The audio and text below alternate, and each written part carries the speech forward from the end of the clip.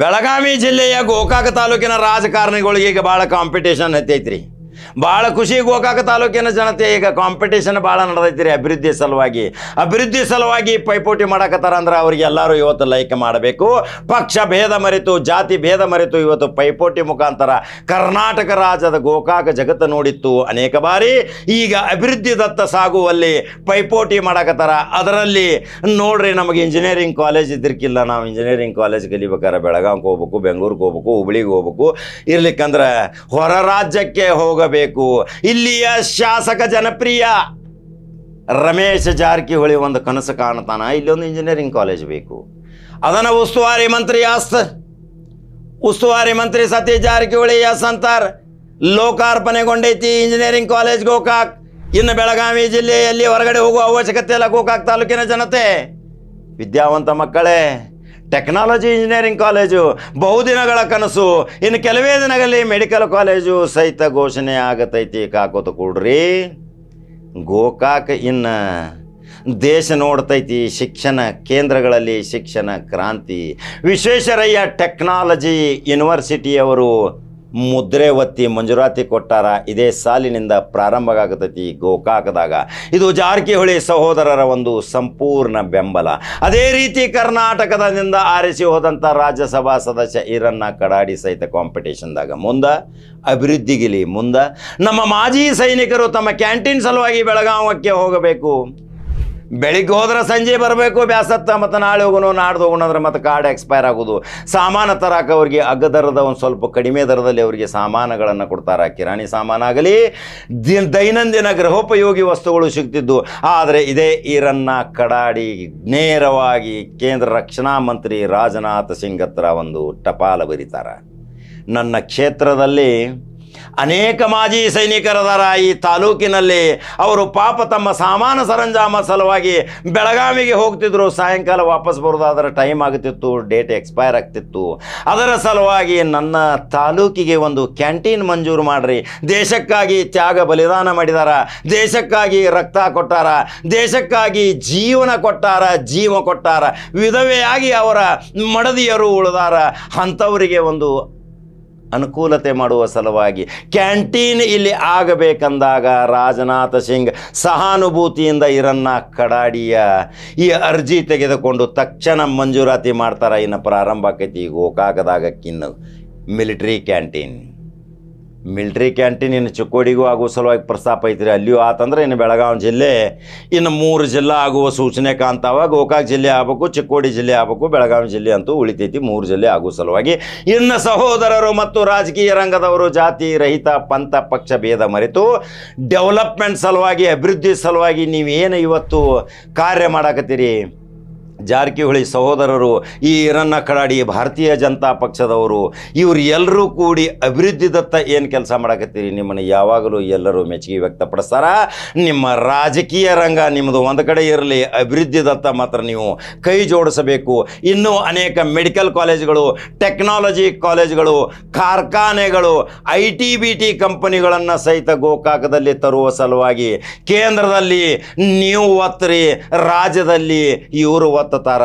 ಎಲ್ಲರೂ ಕೂಡಿ ಗೋಕಾಕ ಒಂದು ಸಾವಿರಾರು ಜನರಿಗೆ ಉದ್ಯೋಗ ಕೊಡುವಂಥ ಒಂದು ಶಕ್ತಿ ತಯಾರು ಮಾಡಬೇಕಂತೇಳಿ ಈ ಖಡಕ ಜವಾರಿ ಕಾಕ ಈ MP ಗಳಿಗೆ ಮತ್ತು ಈ ಜಾರಕಿಹೊಳಿ ಸಹೋದರಿಗೆ ವಿನಂತಿ ಮುಖಾಂತರ ಹೇಳ್ತಾನೆ. ಹಂಗಾದ್ರೆ ಈಗ ಒಂದು ಇಂಜಿನಿಯರಿಂಗ್ ಕಾಲೇಜ್ ಆಯ್ತು, ಕ್ಯಾಂಟೀನ್ ಆಯ್ತು. ಎಷ್ಟು ಖುಷಿ ಐತ್ರಿಪ್ಪ. ನಿಮ್ಮ ಮನಸ್ಸಿಗೆಗಳನ್ನ ಹಾಕ್ರಿ.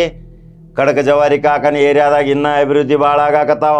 ನಾವು ಈ ಜನಪ್ರತಿನಿಧಿಗಳಿಗೆ ಬೆನ್ನು ಹತ್ತೋನ ಸಪೋರ್ಟ್ ಮಾಡೋಣ. ಹಂಗಾದ್ರೆ ಮತ್ತೊಂದು ಖಡಕ ಜವಾರಿ ಸುದ್ದಿಯೋಂಗ ಬರ್ತೀನಿ. ಫೇಸ್ಬುಕ್ ಫಾಲೋ ಮಾಡ್ತೀರಿ, ಲೈಕ್ ಮತ್ತು ಶೇರ್ ಮಾಡಿರಿ. ಈ ಪ್ರತಿನಿಧಿಗಳು ಅಭಿವೃದ್ಧಿ ಮಾಡುವ ಸಲುವಾಗಿ ಇನ್ನೂ ಏನೇನು ಅವಶ್ಯಕತೆ ಐತಿ ಕಮೆಂಟ್ ಬಾಕ್ಸ್ನಾಗ ಹಾಕಿರಿ. ಅವ್ರ ಗಮನ ಸೆಳೆಯುವ ಕರ್ತವ್ಯ ನಂದೈತಿ. ಮತ್ತೊಂದು ಸುದ್ದಿಯೋಂಗ ಬರ್ತೀನಿ. ನಮಸ್ಕಾರ.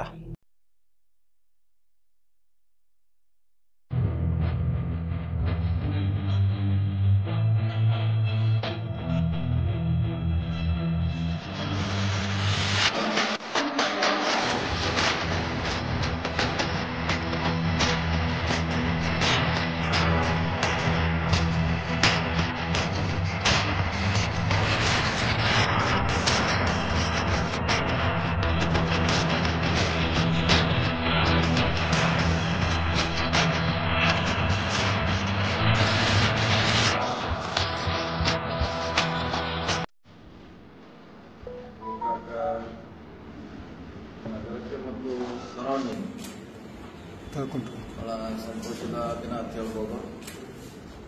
ಸುಮಾರು ದಿನಗಳಿಂದ ಇಲ್ಲಿ ಇಂಜಿನಿಯರಿಂಗ್ ಕಾಲೇಜ್ ಆಗಬೇಕಂತ 10-20 ವರ್ಷಗಳ ಬೇಡಿಕೆ ಇತ್ತು.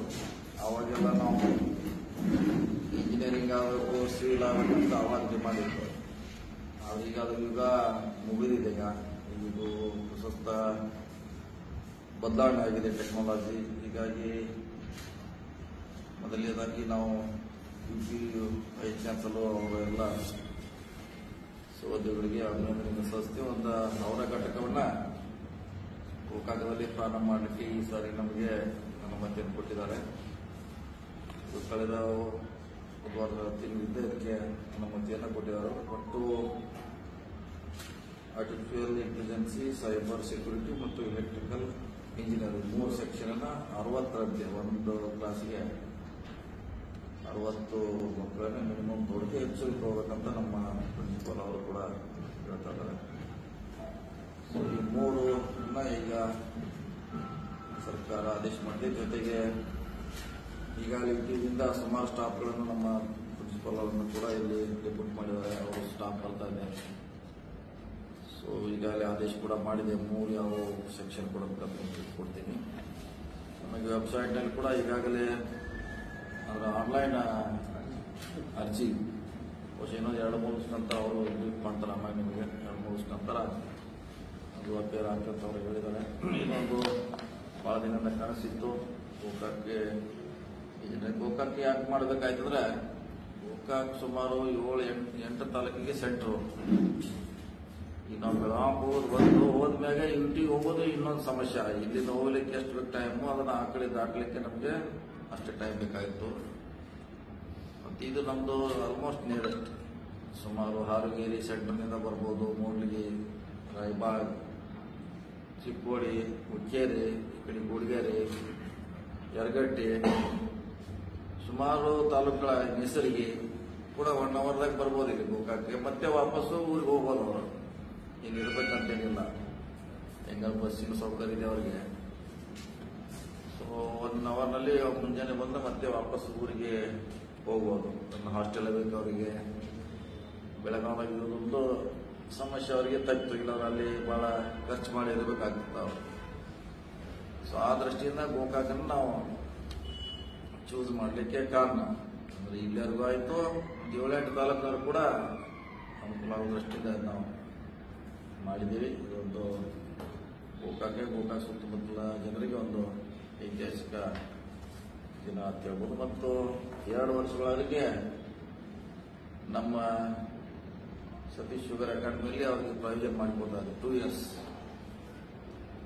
ಸೊ 2 ವರ್ಷ ನಂತರ MLA ಅವರು APMCಯಲ್ಲಿ ಜಾಗ ಕೊಟ್ಟರೆ ನಮ್ಮ PWD ಅದನ್ನು ಶಾಶ್ವತ ಕಟ್ಟಡ ಮಾಡಿ ಅವರಿಗೆ ಕೊಡ್ತೀವಿ 2 ಇಯರ್ಸ್ ನಂತರ. ಸೊ 2 ವರ್ಷ ಮಾತ್ರ ನಾವು ಇಲ್ಲೇ ನಡೆಸ್ತೀವಿ. ಅವ್ರಿಗೆ ಇಲ್ಲೇ ಈಗಾಗಲೇ ಅಕಾಮಿಡೇಷನ್ ಮಾಡಿ ಕೊಟ್ಟಿದ್ದೀವಿ.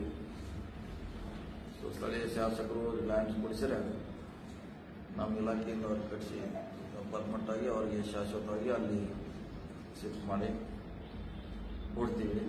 ಇಷ್ಟು ಈಗಾಗಲೇ 1 ತಿಂಗಳಿಂದ 6 ತಿಂಗಳಿಂದ ಸ್ಯಾಂಕ್ಷನ್ ಆಯಿತು. ಆದರೆ ಅದು ಸಮಯ ಬಂದಾಗ ಹೇಳೋಣ ನಾನೇ ವೇಟ್ ಮಾಡ್ತಿದ್ದೆ. ಇವತ್ತು ಬಂದಿದೆ. ಬಹುಶಃ 1-2 ದಿವಸ ನಂತರ ಆನ್ಲೈನ್ನಲ್ಲಿ ಪ್ರಾರಂಭ ಆಗ್ತಾರಂತ ನಮ್ಮ ಪ್ರಿನ್ಸಿಪಲ್ ಅವರು ಕೂಡ ಹೇಳ್ತಾ ಇದ್ರು. ಮತ್ತು ವಿಶೇಷವಾಗಿ ಯುಟಿದಲ್ಲಿ ಈ ಭಾಗದ ಭಾಳಷ್ಟು ಅಲ್ಲಿ ಜನ ಇದ್ದಾರೆ. ಅವರೆಲ್ಲ ಬಂದು ಇಲ್ಲಿ ಕಲಿಸ್ಲಿಕ್ಕೆ ಕೂಡ ಭಾಳ ಇಂಟ್ರೆಸ್ಟ್ ತೋರಿಸಿದ್ದಾರೆ. ಯಾಕಂದ್ರೆ ನಮ್ಮಲ್ಲಿ ಹೋಗ್ಬೇಕು, ನಮ್ಮ ಏರಿಯಾಕ್ಕೆ ಸರ್ವಿಸ್ ಮಾಡಬೇಕಂತ. ಅದು ಒಂದು ಒಳ್ಳೆ ಭಾಳಷ್ಟು ಬೆಳವಣಿಗೆ ಆಗಿದೆ. ಸೊ ಮಿಕ್ಕಿದ್ದನ್ನು ಪ್ರಿನ್ಸಿಪಲ್ ಅವರು ಬ್ರೀಫ್ ಮಾಡ್ತಾರೆ.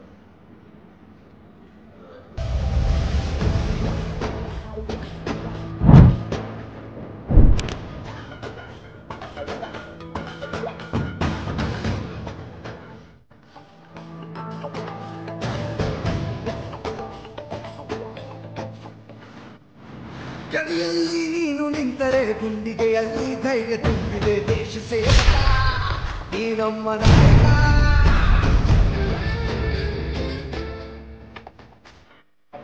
ರಕ್ಷಣೆಯ ಮಾಡುತ್ತೇವರೇ ನೀನೇ ನಮ್ಮ ಪಾಲಿಗಾದರೆ ನಮ್ಮ ಭಾಗದ ಸಂಸದರಾದ ಶ್ರೀಮಾನ್ಯ ಹಿರಣ್ಣ ಕಾರಡಿ ಅವರು ರಾಜ್ಯಸಭಾ ಸದಸ್ಯರು ಅವರಿಗೆ ಎಲ್ಲ ನಮ್ಮ ಮಾಜಿ ಸೈನಿಕರು ವೀರ ನಾಯಕರು ಹೃದಯಪೂರ್ವಕ ಅಭಿನಂದನೆ ಸಲ್ಲಿಸುತ್ತೇನೆ. ದೇಶ ಕಾಯುವಂತ ಸೈನಿಕರು ತಮ್ಮ ಜೀವ ಒತ್ತಿಂದ ಹೋಗ್ಬೇಕು. ತಮ್ಮ ಮನಿ ಮಠ ಹೆಂಡ್ರು ಮಕ್ಕಳು ಅದನ್ನೆಲ್ಲ ಮರೆತ ಹೋಗಿ ಕೆಲಸ ಮಾಡಿ ಸುಧೈರ್ಯದಿಂದ ಇದೆಲ್ಲ ಸುಸ್ಥಿತಿ ಒಳಗೆ ವಾಪಸ್ ಏನ್ ಬಂದಿಲ್ಲ. ಇದು ದೇಶದ ಒಂದು ದೊಡ್ಡ ಕೊಡುಗೆ ಅಂತ ತಿಳ್ಕೊಂಡು